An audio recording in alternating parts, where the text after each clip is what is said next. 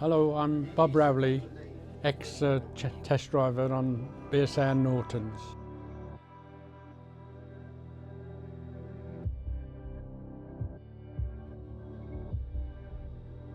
BSA dandy, pocket money from a paper round, and I got caught for riding it before I was 16, and the copper let me, because it was in a bad area, let me drive it back to my home, and he followed me on his police bike, and then he went to talk to my father to say he's in trouble, but he's not in serious trouble, and my mother had said he'll smash the bike up, and my dad come home that night and he smashed the dandy up. He did as I never did it again, broke the law. Well, speeding, but not, you know. But so that was the end of that. And my friend and myself had a bit of pocket money. We bought Ariel Square 4, and we used to ride it up and down a gully, which is a dirt track in between the houses. We call them gullies, and yeah, and we used to ride it up and down there.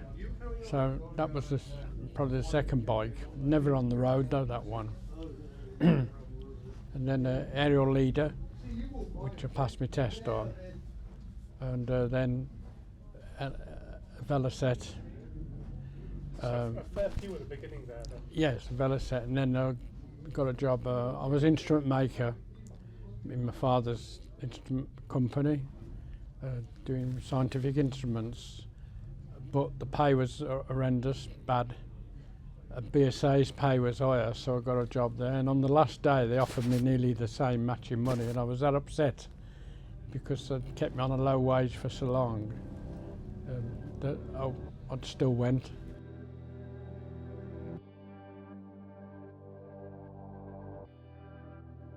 I was working on a Triple 3-cylinder BSA and Triumph engine build with, I used to come up with ideas, and the foreman there was a really nice old guy. He used to take some of the ideas up because we was washing and cleaning crankcases to put, and then letting them dry, then reheating them to put the bearings in. But the actual process was warming the cases up any road, and one of my suggestions was, why don't we put the main bearings in while they've just blow the off, put the main bearings in while they're still hot. So we cut a complete operation down, and he liked that sort of thing. And then he said to him, after about 6 months of working, he says, there's a job going at BSA Umberslade, which hasn't got a very good name in the trade, but it wasn't all that bad, not all of us. And he let me have the time off for an interview that afternoon, and he said, you won't lose any money, son, I'll sign your clock card for you. And so I went for the interview and got a job, a test drive in about 1968, and my first job, the triples was in semi-productionised then, but we was still sorting out technical problems and tight handling and stuff. And then, fun enough, I was test riding on an Ariel Leader, even though they hadn't been made for 10 years, with outrigger wheels on, and they could, and a camera on me, looking down at the steering head, so they could see what. The question was, why does a bike go around corners?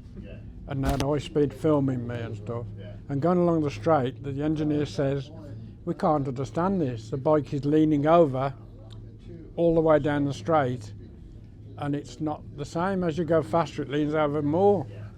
And I clocked what it was after going around after I said it. They'd got a model aeroplane wheel on it, and as I went faster, the tyre expanded, and the actual measurement was making the bike look like it was cranked over, but it was the actual instrument was faulty.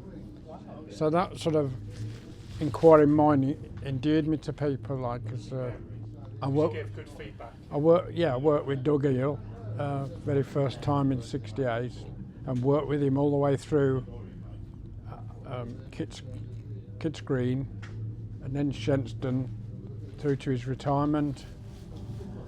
So he was a wonderful engineer to work for.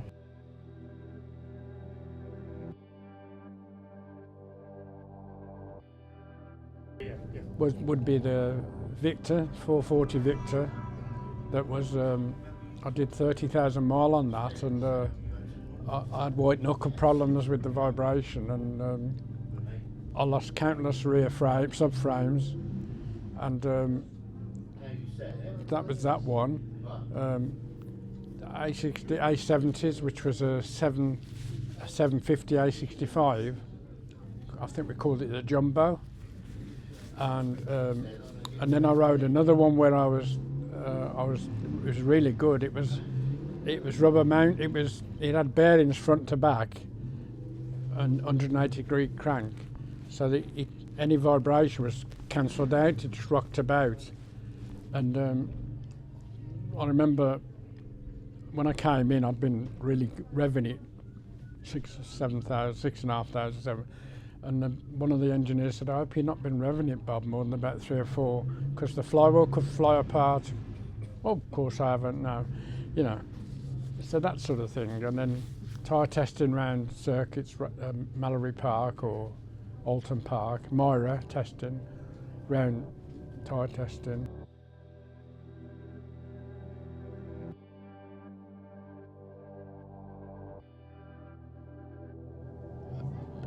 Well, I spent a lot of time at MIRA, so I'd have to say MIRA, because you got everything there. You got long wave pitches, water splash. So if you was doing brake testing and you wanted to see if the disc broke because of the thermal shock, you could brake and then go into the water dip, which is nearly axle deep on a Commando. And then obviously you wouldn't want a disc to crack for having a splash of water on it. So that was the sort of thing we used to do, and then round the banking. I was going round the banking on a Commando once, and a pigeon flew into the headlamp, and it burst out the back of the headlamp. I was going that fast, and all its entrails went over me, and I couldn't hardly see.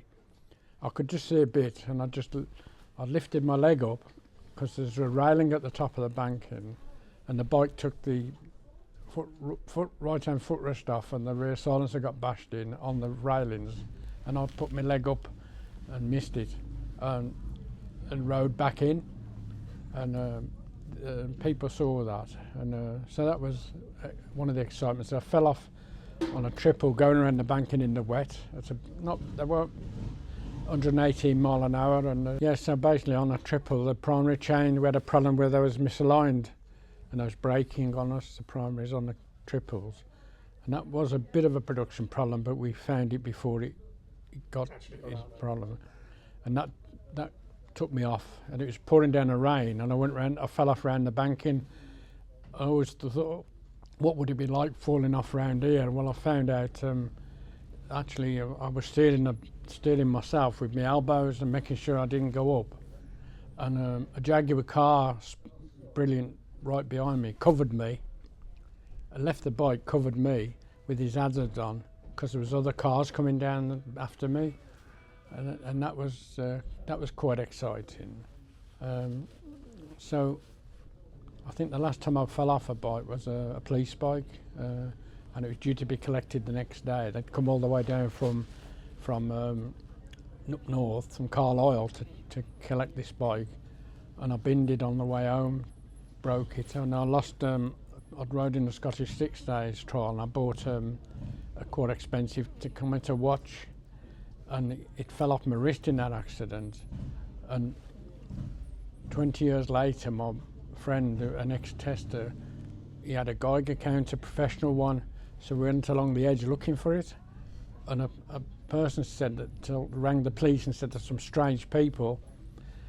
And he came and he started, I said, "What's the matter?" He said, "We're looking for his watch." And he started kicking the ground. I said, "When did you lose it?" I said, 1971. This was about 20 years later. And I think the copper thought we'd gone crackers, like, you know. Anyway, we never found it, but that's, and then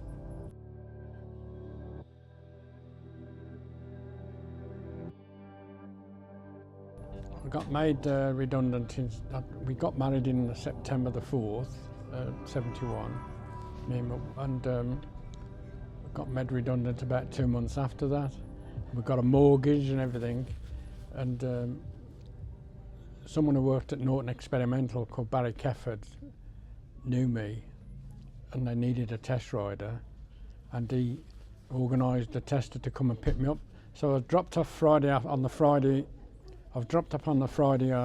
by a BSA tester who let me ride home as a nostalgic gesture, because, even though I probably wasn't insured by then, and he's on the back. And then Monday morning, a Norton tester took me to Wolverhampton, and so I became Commando tester. And he took me all around his local Bridge North, Wales, and all the route. And I was on half the money, by the way, as well, but you took anything when you got a mortgage, don't you? And things get better. And I went out and we stopped, and the guy said, "We'll have a cup of tea." And I got my sandwiches out. I said, "Well, they mind us eating our sandwiches?" And he said, "Oh no, you get money for your meal at Norton." Well, that was a bonus because I'd taken low wages. And then he tried everything to try and lose me, and as you do. And I was thinking back, I was on trial, you see, and I couldn't afford to fall off. And so I just kept tag with him.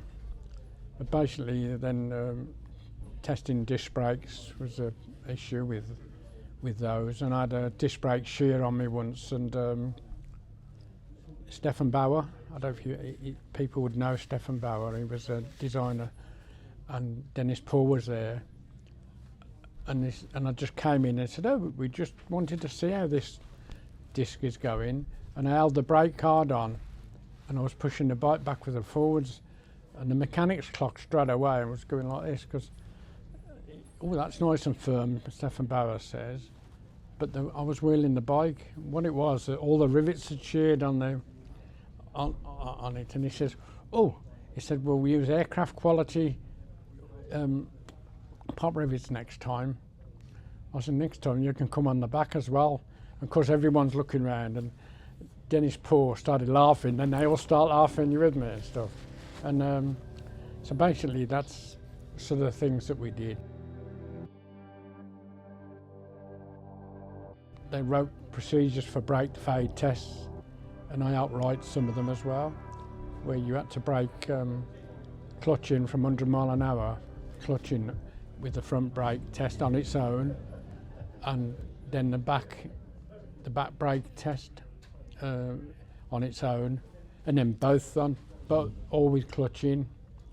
And that's quite hard really on a motorbike, because the natural thing is to use the engine braking and change down.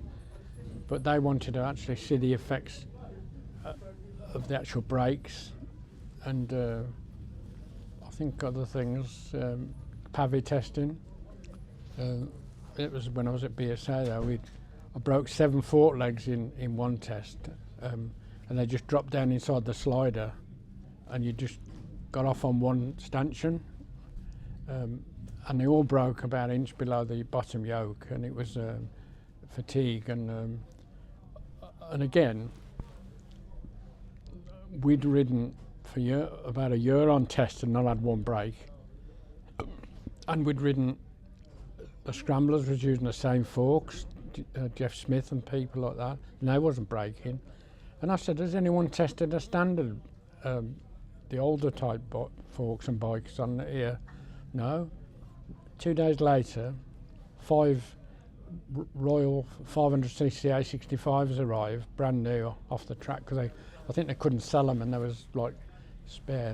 And we goes round, and they broke in quarter to a third of the time of the prototype ones. But what it was, the test was too aggressive, and that's when I realised this industry is a bit, they need to be more methodical with what they're doing. Yeah. And it was always the hardest thing to do, was to represent what's happening on the road on the bike back to instruments, and make sure you're not going over the top. There was always a limit to everything failing.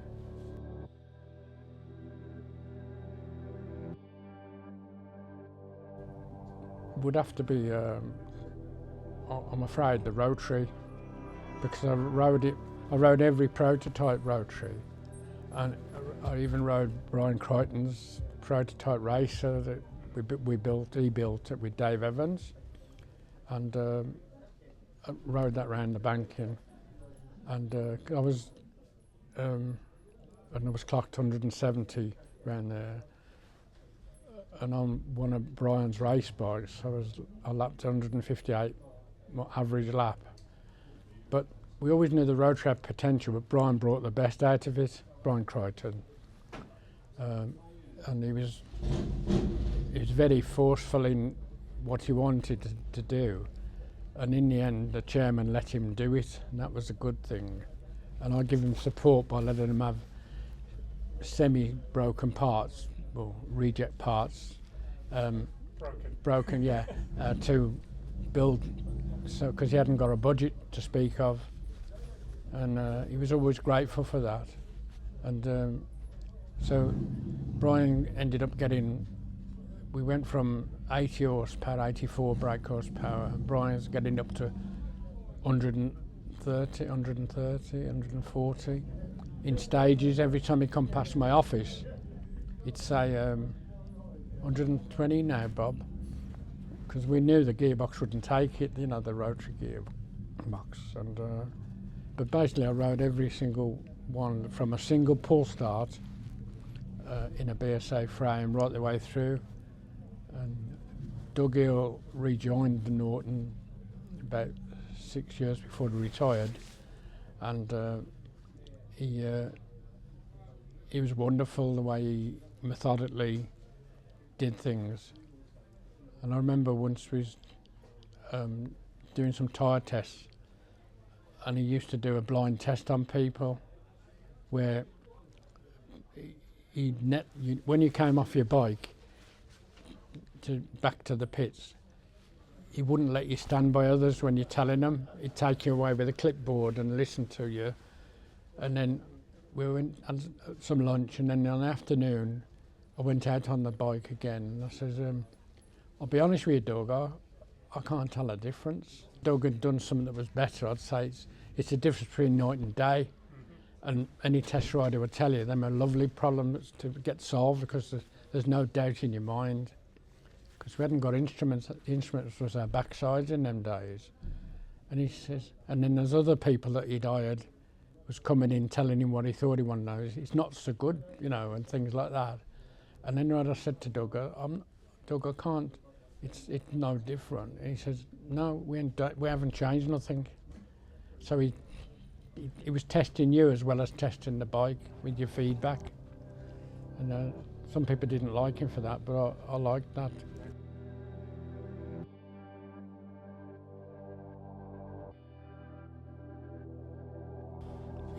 To do a close run thing with the Commando 850 or the Rotary, and it would be always one of my routes was into Barmouth, and you'd nearly got your miles in by getting to Barmouth.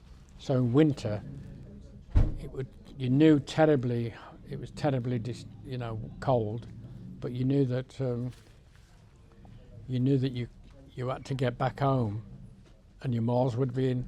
Then I'd go down across past Snowdon and that way through the trees and stuff and forests on the forestry roads, and then head back into mid Wales, and that was sort of a typical 3 times a week I might do that run.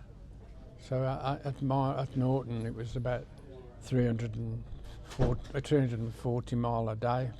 It doesn't sound a lot, but doing that every single day and in winter. And once I remember me and Dick Mills, one of the testers, was freezing cold. We stopped and started hugging the engines to get warm, because we had agues, you know, you can't stop shaking. It was that bad, really cold. Frost and stick on the trees, you know, on the bush. And Dick says, I'm going to get a job in on the production line. This is that. And anyway, it was spring, early spring, 2 months later, was in the same route, and it was sunny like it is today and warm. And we're there looking at this scenery, and a Vulcan bomber come below us, showing me age now, with vapour coming off its wings. We was up in the Welsh mountains, and Dick says, all this and money too. So we'd gone from, I'm going to pack this in, to a bit of sunshine, and you know, so it was So that route would be one of my favourite routes into Barmouth, but they made it worse or better, if you like, because it was very twisty going into Barmouth, and then they cut all the hillside away and made it a wider road and going but really straight down better. But that's where they used to do a lot of the gearbox testing there, so coming up is so. Yeah.